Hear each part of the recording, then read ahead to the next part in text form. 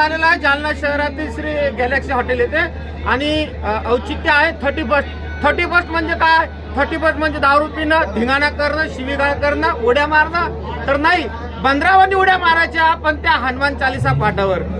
जालना शहरातील प्रसिद्ध असं मंदिर आहे, 100 वर्ष जुनं मंदिर आहे. जालना शहरातला आरपी रोड येथे असलेलं मंदिर आहे आणि या मंदिराचे महाराज आहे, पुजारी आहे परमपूज्य मनोज महाराज गौड यांनी साधारण 27 वर्ष अगोदर जालना शहरामध्ये त्यांच्या मंदिरामध्ये 108 हनुमान चालीसा पाठांचा कार्यक्रम चालू केला.